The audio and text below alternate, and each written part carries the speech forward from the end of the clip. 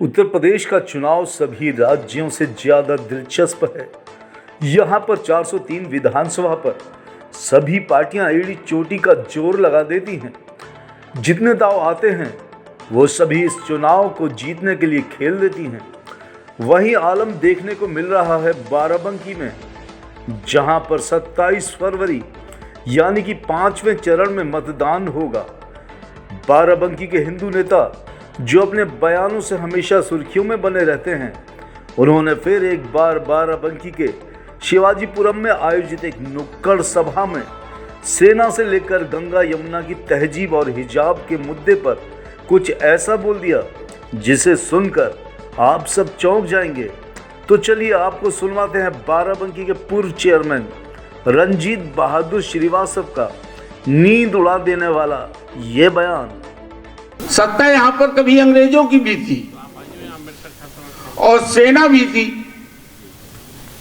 लेकिन वही सेना अंग्रेज लेके नहीं गए थे। वही सेना जब अंग्रेज यहां पर छोड़ के गए, वही सेना जब अंग्रेजों के पास थी तो एक अंतर आया था। उसी सेना ने हमको गुलाम बना रखा था और उसी सेना ने आजादी के बाद हमारी 365 रियासतों को मिला करके हमारे देश को अखंड भारत बनाया। ये सत्ता का अंतर है। सत्ता का अंतर फिर आगे बढ़ता है। वही सेना हमारी सीमाओं को सुरक्षित नहीं रख पाई। चीन ने हमारी सीमाओं पर आक्रमण कर लिया। पाकिस्तान ने हमारे ऊपर हमला करके हमारी सेना में, हमारी सीमा में घुसपैठ करने की कोशिश की। सेना वही थी, लेकिन सेना का संचालन जिन हाथों में था वो हाथ कहने की जरूरत नहीं, थोड़े कमजोर हाथ थे। सेना आज भी वही है, लेकिन आज की सेना किसके हाथ में है? उसके हाथ में है जहां पर इस सेना से अगर पुलवामा हुआ तो सर्जिकल स्ट्राइक भी हुई। आज कोई आतंकवादी घुसपैठ नहीं करता है। आज हमारी देश की सीमाएं सुरक्षित हो चुकी हैं। आज दंगा फसाद करने की हिम्मत है। आज कश्मीर के अंदर आतंकियों की घुसपैठ होती थी, पत्थरबाजी होती थी, यही सेना हाथ बांध रखे गए थे, यही सेना पत्थर खाती थी और आज यही सेना आतंकवादियों के सीने को फाड़ रही है। अंतर केवल सत्ता का है। यही पुलिस है, यही पुलिस है जिसमें दंगाई दंगा करते थे और पुलिस मूक दर्शक बनकर के खड़ी होती थी। हिंदू पलायन करता था और मुसलमान मौज उड़ाते थे। यही पुलिस है जहां पर विधायकों के कत्ल होते थे। ये वही पुलिस है। पुलिस नहीं बदली, सत्ता बदली। और जब सत्ता बदली तो इसी पुलिस ने क्या किया? आज सारे अपराधी जेल के अंदर हैं। अरविंद जी, आज किसी की हिम्मत नहीं है कि किसी को थप्पड़ मार करके कोई देख ले। अतीक ने थप्पड़ मारा था तो घर पे बुलडोजर चल गया, याद है आपको? सत्ता वही है।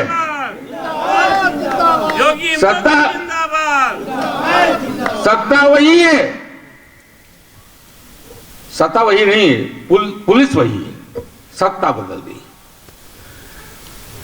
यही सत्ता बदली। संसाधन वही है, धन वही है, खजाना वही है, लेकिन पहले इस खजाने का प्रयोग कहां पर होता था? लोगों की कोठियां बनती थी, लोगों के घर बनते थे, महल बनते थे। आज आपकी सड़कें बन रही हैं, अस्पताल बन रहे हैं। पहले यही खजाना, ये बंटवारा हो जाता था नेताओं के बीच में, विपक्षियों के, डकैतों के बीच में बंटवारा हो जाता था। आज उसी ढंग से गरीबों का पेट भरा जा रहा है। ये सत्ता का अंतर है। और आज यही सत्ता आज हमसे छीनने का प्रयास किया जा रहा है। और किस आधार पर किया जा रहा है बताने की जरूरत नहीं। आज जो मैंने कहा था, अब मैं धर्म पर आ जाता हूं।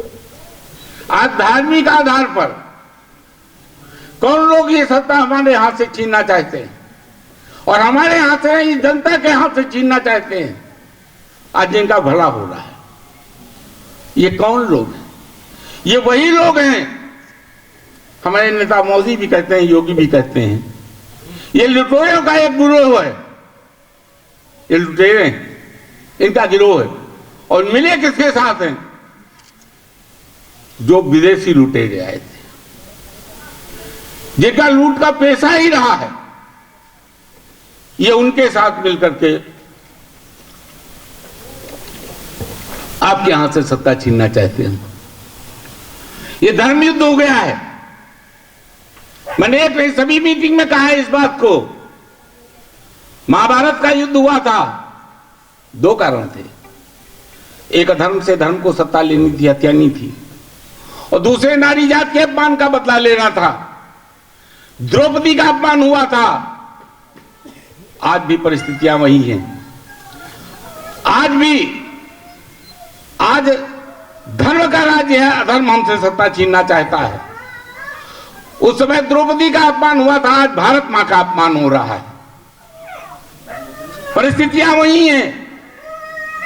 एक दूसरा भी वक्त आया था, समय आया था, जब अकबर मुगलों का शासन हुआ करता था।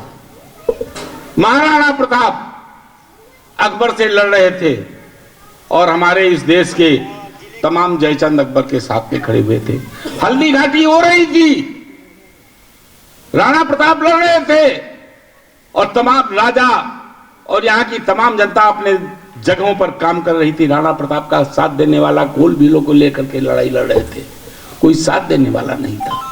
हमारी श्रीमद् भगवद गीता में आया है कि हे अर्जुन, इस धर्म युद्ध में अगर तुम शस्त्र नहीं उठाते हो तो तुम्हें कापुरुष कहा जाएगा और युगांतर तक तुम्हारी अपकीर्ति रहेगी। द्वितीय अध्याय के 21वें 22वें 23वें श्लोक में आता है। हमारे सारे धार्मिक ग्रंथ इस बात की इजाजत देते हैं कि धर्म के लिए अगर तुम्हारी जान भी जाती है तो अपनी जान को निछावर कर दो। यहां पर जान निछावर करने का मौका नहीं है। लेकिन उस युद्ध में उससे हमें नसीहत, हमें सीख क्या मिलती है? मैं एक बात आपको बताना चाहूंगा। राणा प्रताप हमें सिखा क्या गए, ये बात मैं बताना चाहूंगा। एक प्रसंग आता है, मैंने कई बार कहा कि अगर आपको हिंदुत्व की बात करनी है तो पहले खुद हिंदू बनो, खुद अपने धर्म को जानो, खुद अपने ईश्वर को जानो, खुद अपने मर्म को जानो, खुद अपनी ताकत को जानो। मैं हमेशा ये संदेश देता आया हूं। महाराणा प्रताप ने क्या संदेश दिया था, मैं आपको याद दिलाना चाहूंगा। एक बार का प्रसंग आता है, अरविंद जी ध्यान से सुनिएगा। हिंदू कैसे बनिएगा, मैं आपको एक फार्मूला देता हूं। राजा मान सिंह महाराणा प्रताप के घर आए, भाई थे ही। महाराणा प्रताप ने उनका स्वागत किया। जोधा भाई उधर ब्याही जा चुकी थी, आज भी जोधा भाई हैं, ब्याही जा चुकी हैं। खैर मैं इस बात को नहीं कहूंगा, लेकिन जब मान सिंह आए तो महाराणा प्रताप ने उनके भोजन का इंतजाम किया। भोजन का इंतजाम किया, राजा मान सिंह भोजन पर बैठे, लेकिन महाराणा प्रताप उनके साथ में नहीं बैठे। मान सिंह ने कहा कि राणा कहाँ है? राणा ने इनकार करा दिया कि हम भोजन पर नहीं बैठ सकते। कारण पूछा तो महाराणा प्रताप ने जो कुछ कहा था, ये रामाधारी सिंह दिनकर की किताबों से मैं उठा करके आपके सामने प्रस्तुत करता हूं। जब मान शंका किसी विधि न दूरीकृत हुई, कहला दिया है दुर्गणा से भगन संबंधित हुई। संशय नहीं तब असन भी तूने किया होगा वहां, फिर वीर बापा वंशधर के संग भोजन होगा। ये था हिंदू। और आज इसी बात को मैं आपको समझाने के लिए आया हूं। आज इस अकबर को कैसे आप बहिष्कृत करोगे, जब उसके साथ जयचंद को भी बहिष्कृत करोगे। हल्दी घाटी का एक जिक्र और है। जब हल्दी घाटी का युद्ध हो रहा था तो राणा प्रताप किसको ढूंढ रहे थे? दुश्मन तो अकबर था, लेकिन नहीं, अकबर को नहीं ढूंढ रहे थे, वो मान सिंह को ढूंढ रहे थे। क्यों ढूंढ रहे थे? कि मेवाड़ केसरी देख रहा केवल रण का तमाशा था, वो दौड़ दौड़ करता था, रणो मान रक्त का प्यासा था। किसका प्यासा था? मान सिंह का प्यासा था, अकबर का प्यासा नहीं था। आज आपकी प्यास कहां पर बुझनी चाहिए? आज आपका दुश्मन कौन है? दुश्मन वो है जिसने अकबर को संरक्षण दे रखा है, जिसकी ताकत पर आज अकबर लड़ रहा है, वो मान सिंह। ये जो विपक्षी पार्टियां हैं, मैंने अभी एक भाषण में कहा था कि हम गंगा जमुनी तहजीब में गंगा के साथ यमुना तो चलती है, लेकिन गंगा यमुना को अपने में समाहित नहीं होने देती है। देखा है संगम पर, संगम का दृश्य आप सब लोगों ने देखा होगा। गंगा की जलधारा से यमुना की जलधारा नहीं मिलती है। कारण जानना चाहते हो क्यों? मैं बताता हूं आपको। इसी यमुना ने कालिया नाग को पाला था और गंगा माता ने इसको बहिष्कृत कर दिया। साथ चलती है लेकिन अपने में नहीं समाहित होने देती है।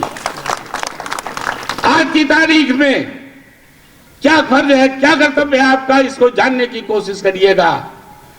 साथ रखिए, समाहित मत होने दीजिए।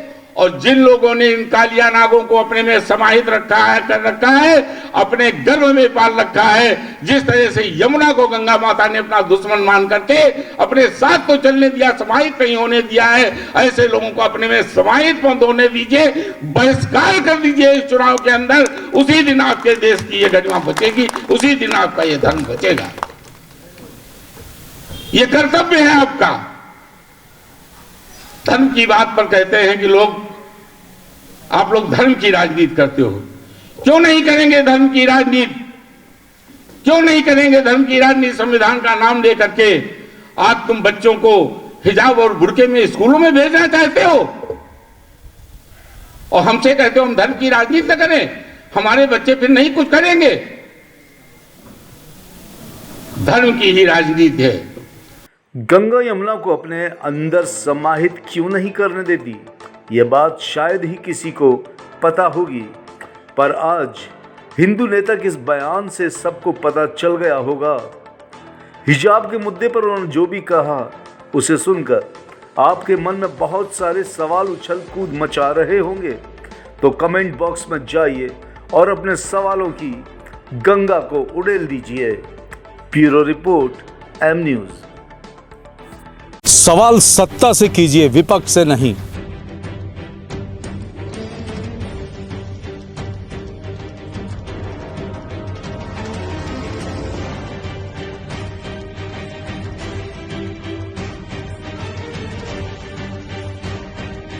विपक्ष से सवाल करने वाले तो बहुत हैं, लेकिन सत्ता से सवाल करते हैं सिर्फ हम। इसलिए एम न्यूज़ के साथ जुड़िए और कीजिए सत्ता से सवाल।